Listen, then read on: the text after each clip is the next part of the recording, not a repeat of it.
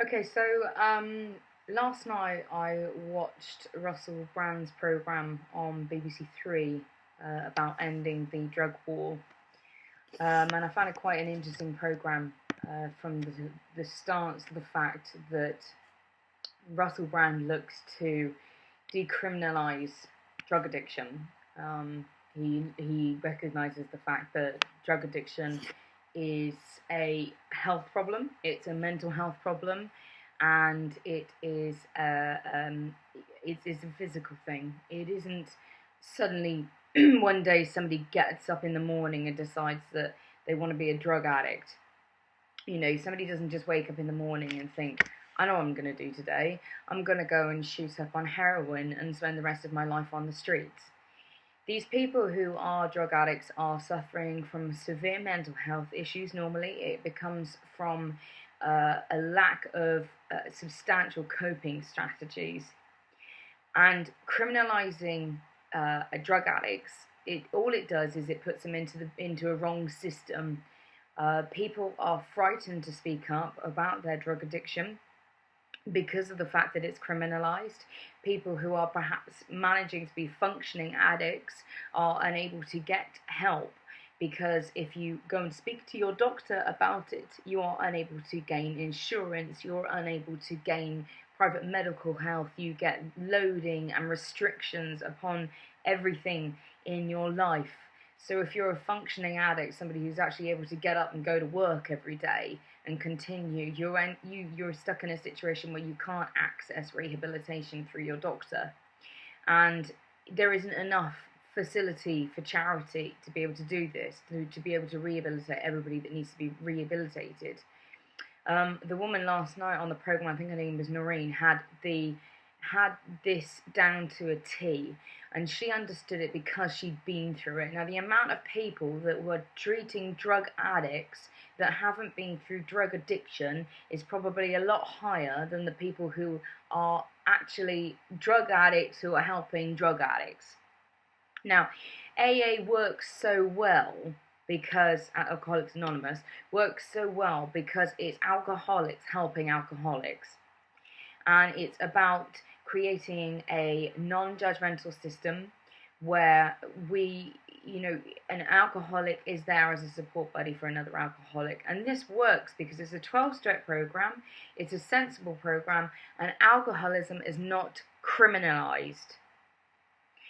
Now, when you criminalize drugs, I can understand that our government at the moment are absolutely terrified. Oh my God, what are we going to do if we decriminalize drugs? All of a sudden, all of our children are going to be out on the streets, jacking up on heroin. No, they're not.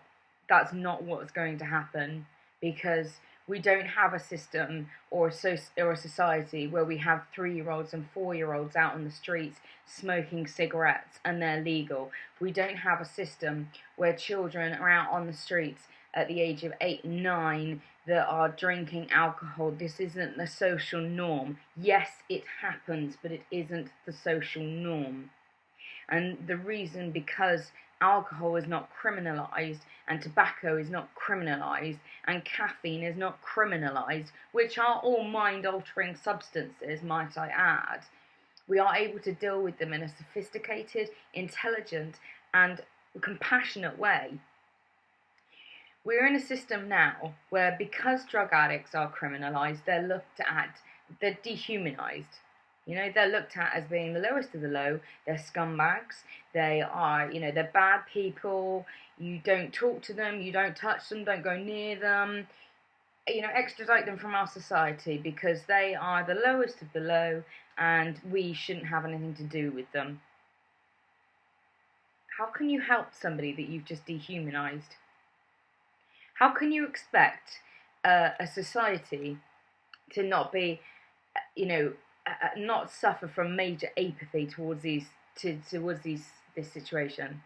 The apathy towards this is horrific.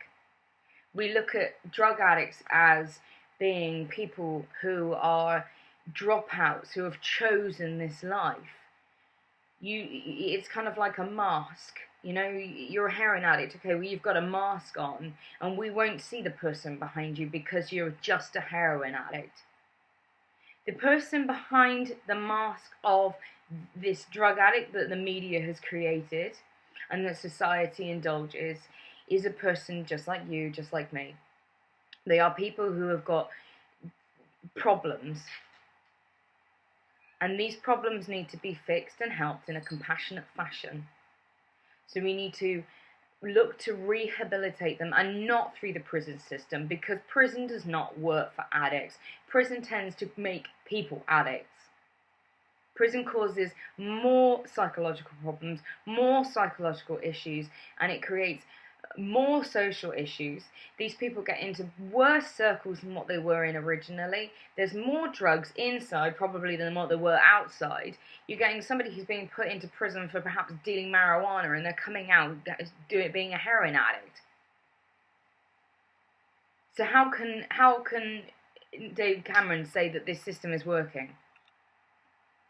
I mean, apart from the fact that if you legalise, drugs like cannabis, that you can regulate them, and we get billions of pounds worth of tax money back from that, which can then be put back into the system to help to rehabilitate serious addicts.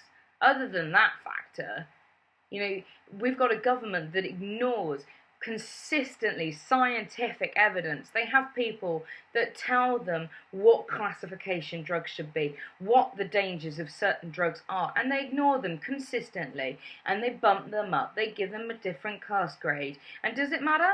Does it really matter? Do you think that a person that goes out that is destroyed and is desperate to obliterate the pain that they are suffering on a daily basis because they can't get the psychiatric or the psychological help or the support network that they require from the home or the family or the parents or from the school or from wherever else that they can acquire it from, because they're not getting what they need?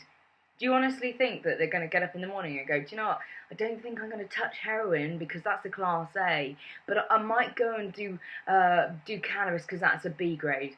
Do you think that matters? No, it's about criminalising people and putting them in a worse classification. It's about saying you're a worse person because you do a class A than you do a class C. And it's rubbish. It's nonsense. It means nothing. The scientific advisors have been ignored. The drug advisors have been ignored. The evidence has been ignored. Our government have an agenda that is not to help the people that need help.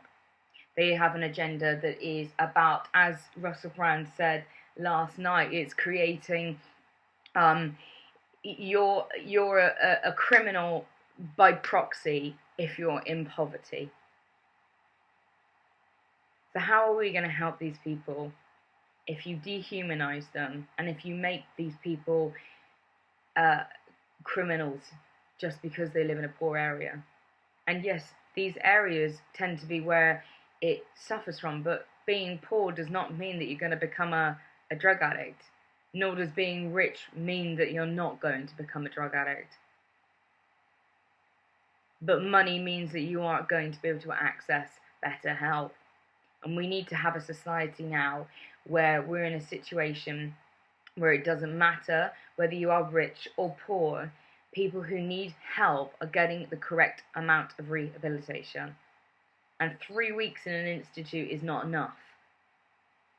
3 weeks in a drying out room is not enough. It takes the support network afterwards, like Alcoholics Anonymous does. It requires somebody to have a support buddy, and it requires somebody to be removed from the circles that they were originally in, to be able to change address, to be able to remove all contact with the people that are going to be pushing drugs on them as soon as they get back out, because the drug dealers are making money out of them. Of course they're going to be trying to sell drugs to them as soon as they come back out. Come on, mate, come out a little bit, I've got some great stuff. There's only so many times that a drug addict can say no without being pressured into it when they've just come out of a rehabilitation system. Our government is very disappointing. Our society is very disappointing. We have a media blackout at the moment of the Green Party. And if you actually go online and you have a look at what the Green Party do and their policies, then you'll find that it's a much better version to what we have for the top three at the moment. And UKIP can go to hell, as far as I'm concerned. Like Nigel Farage, who's a man who sits there and pretends that he's your matey mate down the pub. Frankly, I don't want somebody who's a matey mate down the pub running our country. We've got enough idiots in politics at the moment without having a man that, you know, wants to be your mate down the pub running the country. It's ridiculous. And he's a racist. And I'll say that. It's very thinly veiled racism. So I really recommend to our society and our country that you have a really good think about who you vote for in the next election. Because I know Russell Brand is calling for people not to vote, which isn't really going to help, really, is it? Because we're going to get a situation where people who aren't listening to people like Russell Brand, who probably are right-wing idiots, are going to vote for UKIP, and we're going to end up getting stuck with a douchebag again.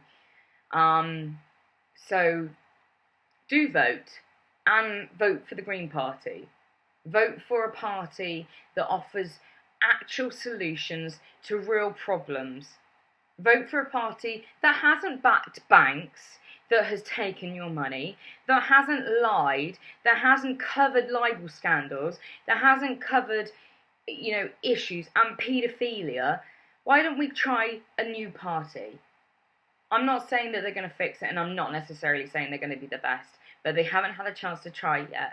And we have tried all of the top three. We've tried the Conservatives, we've tried Labour, and we've tried Liberal Democrat, and none of them worked. So let's try something new. Let's start a revolution, and let's do it with their own game. Because going out and sitting in there, you know, sitting outside in London, in your tent, occupying an area, doesn't do anything. It just makes you cold, and it makes you look like a stupid hippie. That's all it does. It doesn't do anything. So to vote with your feet. So don't go to the shops that aren't providing what they need to be providing in our society. Don't vote for the people that are not doing what they say they should be doing. You know, you are the power. Each and every one of us is the power. They're not the power. The powers that be aren't the power. We're standing on a precipice where we can make some real changes. But the changes start with you. And they start with you educating yourself. They start with you deciding what it is that you want for your life, for your world, for your child, for your children's children, and for our society. And when I mean our society, I don't just mean England or Wales or Great Britain. I mean the world. Because we're all in this together. If a nuclear war starts tomorrow, we're all going out together. So stop watching X Factor, stop reading the magazines, stop sitting there in your, you know, coated version of life, pretending that everything is amazing and wonderful, and who's going to win this, and who's going to watch that, and I'm a celebrity, and blah, blah, blah. Why don't you just take 10 minutes to sit down and look at some of the real issues that are going on? And I don't mean by watching the news, because what they tell you on the news is what they want you to hear. We have a world at our fingertips of different opinions, of different research, of different information, that you can create an unbiased and well-evaluated view. So stop shirking your responsibility onto the next man. What can I do? I'm just one little person. One little person can do a hell of a lot. That's why we have people like Martin Luther King and Gandhi and Mother Teresa. These are three names that resound in people's minds for good reason, because they stood up and they took responsibility. Rosa Parks, she stood up and she took responsibility. Stand up, take responsibility. Knowledge is power. Learn the truth. And begin to take action to ensure that our society remains something that we can be proud of. We can do it together, but it takes us all beginning now.